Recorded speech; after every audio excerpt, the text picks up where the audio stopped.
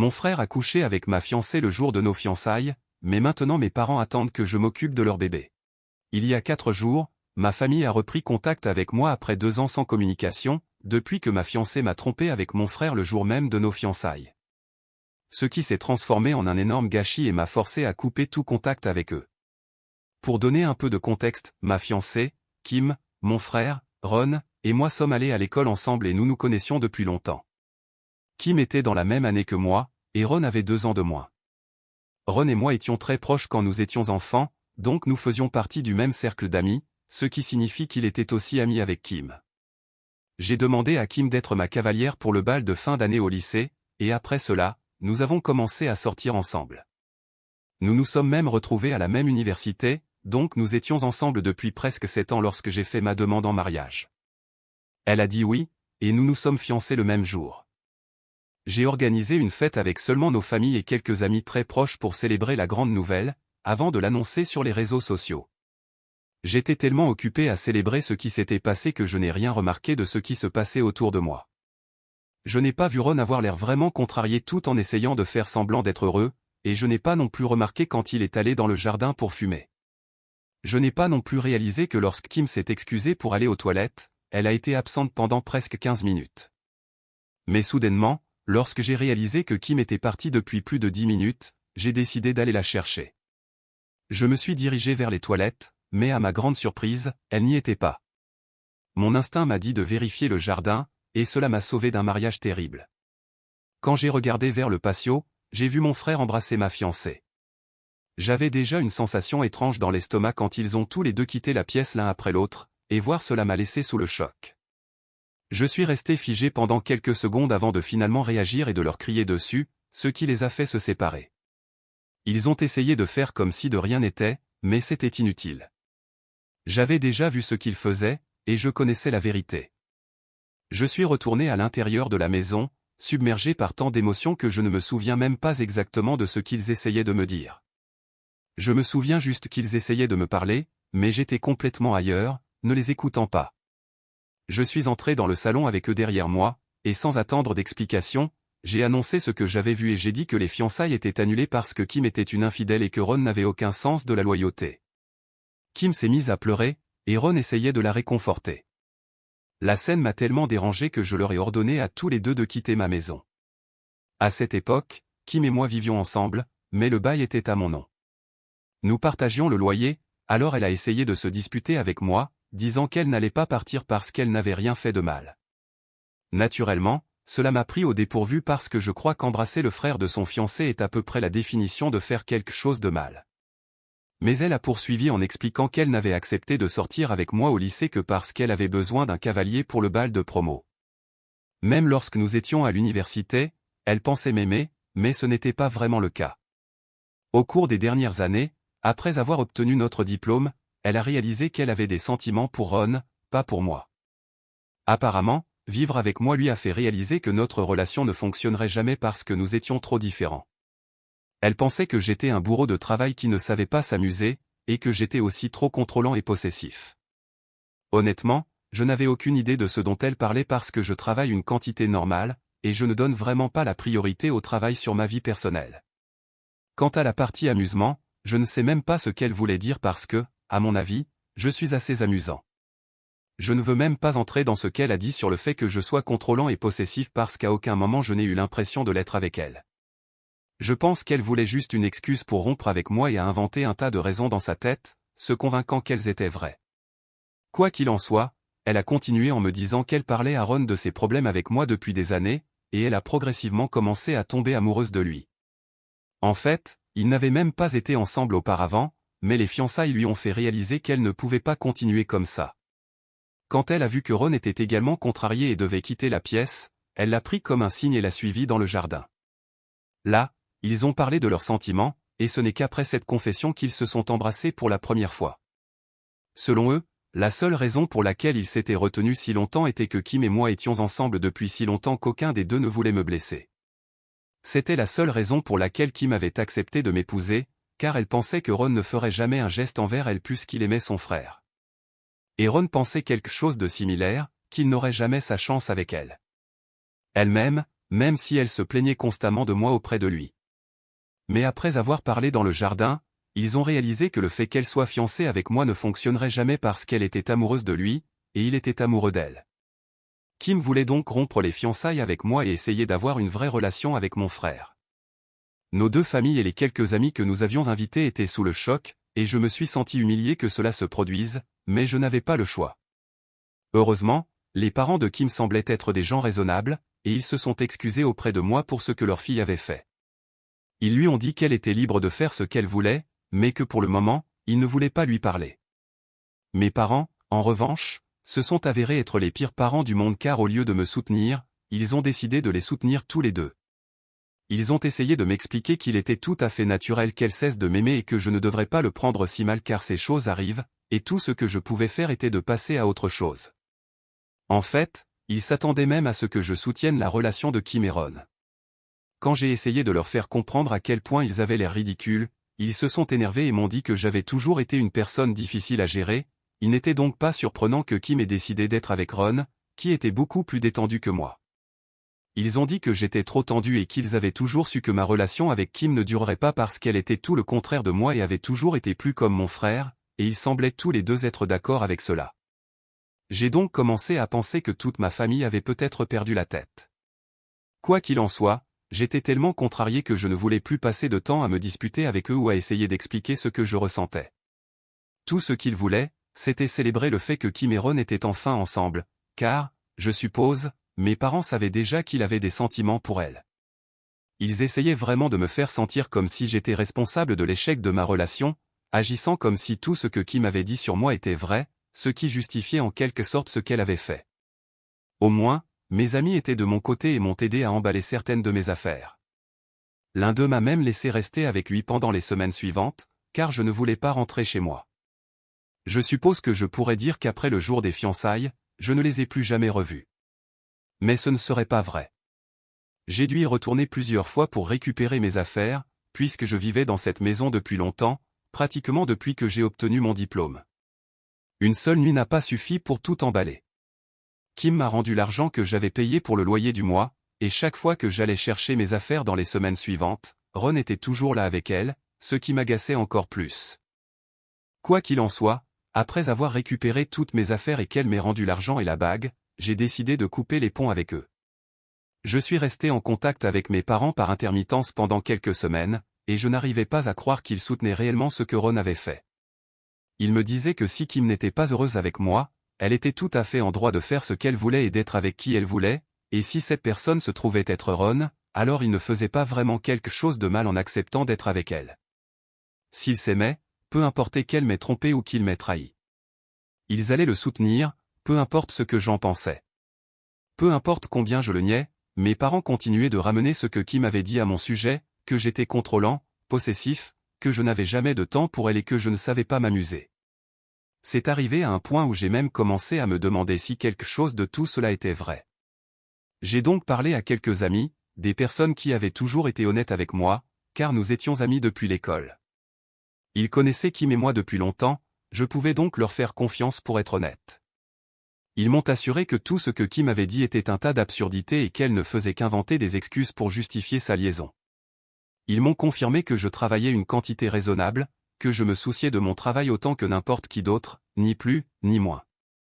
Ils m'ont aussi dit que j'étais assez amusant, peut-être pas la vie de la fête comme mon frère, mais que cela n'avait pas d'importance parce que je savais me détendre quand j'en avais besoin. De plus, des choses comme ça ne devraient même pas être des motifs de rupture dans une relation. Ce n'est pas comme si sa vie était devenue ennuyeuse ou difficile à cause de moi. Quant à être contrôlant et possessif, mes amis l'ont carrément nié. Cela n'a fait que renforcer ma conviction que ma famille et Kim essayaient de me faire croire que j'étais le problème et que je méritais d'être largué comme je l'ai été. Mais finalement, j'ai arrêté de les voir, et j'ai réussi à exclure ma famille de ma vie aussi. Des amis m'ont dit que Ron et Kim se sont mariés lors d'une petite cérémonie privée environ un an après notre rupture. Et pour être honnête, je n'ai même rien ressenti quand je l'ai appris. Cela fait une autre année depuis, et pendant presque 2 ans, je n'ai eu aucun contact avec ma famille. J'ai accompli beaucoup de choses dans ma vie et j'ai pas mal voyagé, donc je n'ai même pas l'impression d'avoir raté quoi que ce soit. Cependant, la semaine dernière, ma mère m'a appelé. Au début, j'ai rejeté l'appel et j'ai même bloqué le numéro à partir duquel elle appelait. Mais cela ne l'a pas arrêtée. Elle a commencé à m'appeler d'un autre numéro. Quand j'ai réalisé que c'était elle, je n'ai toujours pas décroché parce qu'elle n'avait pas arrêté d'appeler à chaque minute. J'étais assez irrité. Mais quand je l'ai rappelée, je l'ai entendue pleurer à l'autre bout du fil, et j'ai été très confus parce que je n'avais aucune idée pourquoi elle sanglotait. Donc, au lieu de lui crier dessus comme je l'avais prévu, j'ai décidé de lui demander ce qui se passait. C'est alors qu'elle m'a dit qu'apparemment, mon frère et Kim avaient eu un accident, et qu'ils étaient tous les deux dans le coma. L'accident avait été terrible, un camion les avait percutés, et ils étaient tous les deux dans un état critique. Je ne vais pas mentir, je me suis senti très mal pour eux, et j'ai dit à ma mère de tenir bon parce que malgré ce qu'ils m'avaient fait, c'était une chose vraiment horrible, et je ne m'attendais absolument pas à quelque chose comme ça. Ma mère n'arrêtait pas de pleurer au téléphone, alors elle a passé le téléphone à mon père, qui était un peu plus calme. Il m'a dit qu'il m'appelait pour me demander d'aller les voir, afin qu'ils aient une sorte de soutien à ce moment-là. Je n'ai pas compris ce qu'il voulait dire par une sorte de soutien, car Ron et Kim avaient tous les deux une assurance maladie, donc ce n'était pas comme s'ils avaient besoin de mon argent. Quant au soutien émotionnel, ils savaient l'un l'autre, et honnêtement, je ne voyais pas où j'entrais dans tout cela. De plus, ils n'avaient pas été en contact avec moi pendant les 2 dernières années, donc je ne comprenais pas pourquoi ils voulaient soudainement que je sois là pour eux. Mais quelques minutes plus tard, mon père a clarifié ce qu'il voulait vraiment dire, et je suis toujours sous le choc à cause de cela. Apparemment, il voulait que je les soutienne en prenant soin du fils de Kim et Ron, âgé de 2 mois. Toute l'histoire de sa grossesse avait été un secret bien gardé, ce qui était facile car Kim et Ron avaient été en Oklahoma tout au long du processus. Ils travaillaient sur un projet là-bas lorsqu'ils ont appris la grossesse et ont décidé de rester jusqu'à la naissance du bébé. Ils avaient des amis et de la famille dans la région, donc tout allait bien, et la famille de Kim a même voyagé pour être présente à la naissance. Tout avait été gardé privé parce que c'est ce que Kim et Ron voulaient, et ils étaient juste revenus il y a quelques semaines pour partager la nouvelle avec tout le monde. Mais maintenant, ils étaient à l'hôpital, après ce terrible accident. Honnêtement, j'étais sous le choc après avoir découvert cela, et je ne savais pas comment réagir. Mais ensuite, mon père m'a dit que pour l'instant, ils avaient engagé une nounou pour s'occuper du bébé, mais qu'ils devaient trouver une solution à long terme. Apparemment, ils avaient parlé à l'équipe médicale, et on leur avait donné 50% de chance de survie. Mon père m'appelait donc pour me dire qu'au cas où il leur arriverait quelque chose, il voulait que j'aide à élever le bébé. Il pensait que c'était la solution la plus logique pour la situation et voulait que j'aille voir le bébé, au moins pour commencer à créer un lien avec lui. J'ai trouvé que c'était une attente complètement absurde, et je lui ai immédiatement dit que je n'allais pas faire une chose pareille. Tout dans sa suggestion était ridiculement problématique, et je ne voulais pas en faire partie. Mais au lieu d'accepter ma décision, il s'est mis à me crier dessus et à me dire que j'étais stupide et égoïste. Il m'a dit qu'en ce moment, il ne s'agissait pas de moi, mais de Kim et Ron parce qu'ils étaient littéralement dans le coma, et que je devrais penser à eux avant de refuser. Il a insisté sur le fait que la famille avait besoin de moi maintenant plus que jamais et, surtout, que mon neveu avait besoin de moi, que je devais être là pour tout le monde au lieu de m'accrocher à de vieilles rancunes. Mais ce n'est pas comme si je refusais à cause d'une rancune. Je refusais parce que c'est juste bizarre. Je ne veux pas avoir à construire une relation avec mon neveu dans ces circonstances. Je ne savais même pas que j'avais un neveu jusqu'à il y a quelques jours, et soudain, ils s'attendent à ce que j'assume le rôle de soignant comme s'il était mon propre fils et que je pense à son avenir au cas où il arriverait quelque chose à ses parents. Ses parents sont une autre affaire, et je ne veux même pas entrer là-dedans maintenant. Mais l'essentiel est que je ne veux voir personne de la famille en ce moment parce que mes sentiments sont confus. Je ne pense vraiment pas que je veux être dans une situation où je dois créer un lien avec un enfant dont la chance de devenir orphelin est de 50%. Je ne sais pas comment l'expliquer, mais je ne suis tout simplement pas prêt à voir qui que ce soit pour le moment. Mes parents me disent que ce n'est pas juste, et ils continuent d'insister pour que j'aille à l'hôpital pour voir mon neveu et être là pour tout le monde. Cela m'a fait me sentir comme une personne horrible, et honnêtement, je ne sais pas quoi faire à ce stade. Mise à jour 1, merci pour tous les commentaires et conseils. Je n'ai vraiment pas de réponse claire quant à la raison pour laquelle il voulait garder la grossesse secrète. Je suppose qu'à l'époque, il voulait juste de l'intimité. Indépendamment de cela, j'étais assez choqué. Cela ne fait que quelques années que nous avons rompu, et maintenant ils sont mariés avec un enfant. Je pense que j'avais juste besoin d'un peu de temps pour digérer cette nouvelle. Mais maintenant, je l'ai accepté. Je pense que la meilleure chose pour moi en ce moment est de rester à l'écart. Je sais qu'il ne s'agit pas de moi, qu'ils ont eu un accident et qu'ils sont à l'hôpital. Honnêtement, je leur souhaite tout le meilleur et j'espère sincèrement qu'ils se rétabliront complètement. Mes parents ont besoin d'eux, leur enfant a besoin d'eux, et je suis sûr que les choses s'arrangeront. Mais je dois aussi penser à ma propre santé mentale, et prendre la responsabilité de mon neveu ne va pas m'aider du tout, surtout si l'on considère que sa mère était autrefois l'amour de ma vie. Je ne pense donc pas qu'essayer de construire une relation avec lui soit une bonne idée. De plus, je ne sais même pas si ses parents auraient voulu cela. La plupart des commentaires ici ont validé ma décision de ne pas aller les voir pour le moment, car ce n'est pas comme si c'était mon obligation. Ils ont des gens qui s'occupent d'eux. Je n'ai personne qui s'occupe de moi, donc je dois me donner la priorité. Je n'ai répondu à aucun des appels ou messages de mes parents parce que je ne sais même pas quoi leur dire. J'ai essayé de leur expliquer ma position, mais ils ne comprennent tout simplement pas. Je ne pense pas qu'ils soient capables de comprendre ce que je traverse maintenant ou ce que j'ai traversé il y a 2 ans, il est donc inutile de leur parler, et j'ai décidé de continuer à les ignorer jusqu'à ce que je n'ai vraiment pas d'autre choix. J'ai ma propre vie et mon travail à gérer, donc j'espère que cela me tiendra assez occupé pour me distraire de tout ce qui se passe de ce côté de la famille. Mise à jour 2, mes parents ont décidé de me rendre visite aujourd'hui. Je les ignore depuis 2 semaines, et je suppose qu'ils n'en pouvaient plus. C'est le week-end, donc je ne pouvais même pas m'échapper au travail et j'ai dû leur parler. Au moins, quelque chose de productif est sorti de la conversation, donc je suis content que cela se soit produit, bien que je ne sois pas entièrement satisfait de la façon dont cela s'est déroulé. Ils se sont présentés le matin, et j'ai dû les laisser entrer. Ils n'ont même pas pris la peine de faire la conversation avant d'aller droit au but. Ils ont dit qu'ils avaient réalisé que je les ignorais, mais que maintenant qu'ils étaient là, je ne pouvais plus le faire.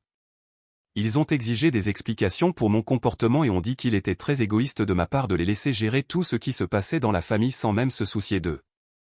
Selon eux, ce qui s'est passé il y a 2 ans avec Kim et Ron n'était pas bien, mais ils s'aimaient, et je n'aurais pas pu l'empêcher de toute façon. Ils m'ont dit que je devrais être reconnaissant d'avoir découvert leurs sentiments le jour des fiançailles et non après avoir épousé Kim. À cause de cela, ils ne voyaient aucune raison de se sentir mal d'avoir soutenu mon frère et Kim. Ils ont également dit que même si je me sentais trahi par eux, je ne devrais pas agir de cette façon parce que c'était déjà assez grave que Kim et Ron aient eu un accident, et la dernière chose dont la famille avait besoin était que je sois si égoïste et sans cœur que de ne pas leur pardonner après la chose terrible qui leur était arrivée. J'ai été choqué qu'ils le formulent ainsi, comme si l'accident était une sorte de karma, et par conséquent, je ne devrais plus être dérangé. Je ne pense pas que c'est comme ça que les choses fonctionnent, mais j'ai décidé de ne rien dire et de les laisser parler sans les interrompre. J'ai gardé tout ce que j'avais à dire jusqu'à la fin parce que honnêtement, je ne pense pas que les interrompre et transformer la situation en un match de cris aurait aidé. Ils m'ont dit que je devrais prendre cela comme un signe pour au moins essayer d'arranger les choses avec eux parce qu'en ce moment, il n'y avait aucun moyen de savoir ce qui arriverait à Kim et Ron.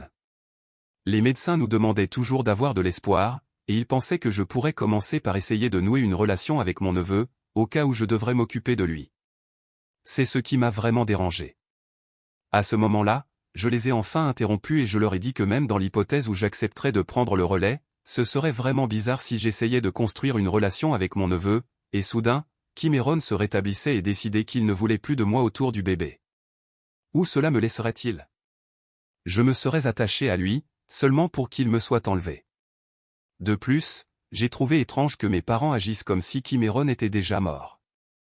Les médecins leur avaient donné 50% de chances de survie, donc s'il y avait 50% de chances qu'ils se rétablissent, la chose logique était que la famille ait de l'espoir, au lieu d'être ici, à perdre du temps à se disputer avec moi. Je leur ai dit que le mieux qu'ils pouvaient faire était de retourner à l'hôpital et de passer leur temps de manière productive. Ils ont semblé offensés par l'insinuation qu'ils perdaient leur temps et m'ont dit qu'ils ne m'avaient contacté que parce qu'ils pensaient que j'étais la seule personne capable de bien prendre soin de mon neveu, tout comme mon frère l'avait fait. Et ils m'ont dit que lorsque Kim et Ron se réveilleraient et découvriraient que j'avais pris la peine d'aller les voir et de construire une relation avec mon neveu, ils seraient heureux. Ils l'ont dit, mais ils n'avaient pas l'air très convaincus quand ils l'ont dit, et pour une bonne raison. Nous n'avons pas parlé au cours des 2 dernières années, et nous avons terminé sur de très mauvais termes. Ils n'ont jamais semblé désolés de leurs actes, et je doute fortement qu'ils seraient réellement heureux que j'essaie de créer un lien avec leur bébé. Quoi qu'il en soit, j'ai dit à mes parents que ma décision finale était que je n'allais pas les voir, du moins pas pour le moment. J'avais encore besoin de temps pour traiter mes sentiments, Et même si je savais que personne ne se souciait de mes émotions, je le faisais. Je m'étais tenu à l'écart de leur vie et ne les avais jamais dérangés, il était donc temps qu'ils respectent mes sentiments et me rendent l'appareil. Je pensais qu'ils allaient se disputer à nouveau après cela, mais heureusement, ils ont semblé comprendre ma position et ont simplement abandonné. Pourtant, ils m'ont dit qu'ils continueraient d'espérer que je me présente à l'hôpital, mais je les ai prévenus de ne pas trop espérer. Je leur ai aussi dit que j'espérais vraiment et que je priais pour que Kim et Ron puissent se rétablir complètement bientôt parce que je le pensais sincèrement, et je ne voulais pas paraître insensible, donc j'ai senti qu'il était nécessaire de le mentionner. Je leur ai même remis une boîte de chocolat que j'avais achetée il y a quelques jours. J'avais initialement prévu de la donner à un ami qui m'avait aidé pour quelque chose, mais à ce moment-là, j'ai pensé qu'il vaudrait mieux la leur donner pour qu'ils la portent à Kim et Ron. Je leur ai dit que c'était le mieux que je pouvais faire pour eux et que mes parents la leur donnent à leur réveil. Mais c'était tout ce que j'étais prêt à offrir. Quoi qu'il en soit, ils sont partis maintenant, et je me sens beaucoup plus léger, donc je suppose que j'avais besoin de cela à un moment donné. Mise à jour 3, cela fait presque 6 mois que j'ai posté ici pour la dernière fois, et j'ai l'impression que je dois une mise à jour à tout le monde. Je sais que beaucoup veulent savoir ce qui s'est passé avec Kim et Ron, et voici la vérité, ils ont survécu. Heureusement, quelques semaines après la visite de mes parents, ils ont commencé à réagir et ont finalement complètement récupéré. En fait, j'avais pris la peine d'aller les voir à l'hôpital avant qu'ils ne commencent à reprendre conscience, et j'ai même rencontré mon neveu. C'était vraiment difficile pour moi de les voir dans cet état, et encore plus difficile de rencontrer mon neveu, mais je l'ai fait, et je suppose que cela m'a donné une sorte de fermeture que je n'avais pas eue depuis longtemps. Je suis donc reconnaissant de l'avoir fait. Il y a quelques mois, mon frère et Kim m'ont envoyé un texto pour me remercier d'être allé les voir et d'avoir rencontré mon neveu. Après presque 2 ans, ils se sont enfin excusés auprès de moi et ont dit qu'ils souhaitaient que les choses aient été différentes entre nous. Mais pour moi, tout va bien maintenant parce que j'ai tourné la page. Je ne dirais pas que je leur ai pardonné parce que ce ne serait pas vrai, et je ne pense pas que j'ai la capacité de le faire. Mais j'ai appris à accepter ce qui s'est passé, et je suppose que c'est le mieux que je puisse faire et le mieux qu'ils puissent attendre de moi. Je pense donc que nous sommes tous d'accord avec cela. Quoi qu'il en soit, je leur ai dit que c'était bon, et nous n'avons pas parlé depuis, et c'est parfaitement bien pour moi. C'est comme ça que je veux que les choses soient, et je suis assez heureux sans ma famille dans ma vie. De plus, j'ai récemment commencé à voir quelqu'un, et cette fois, c'est assez sérieux. Après ma rupture avec Kim, j'ai eu quelques aventures et relations occasionnelles, mais je pense que c'est la première fois que je ressens vraiment quelque chose d'aussi fort.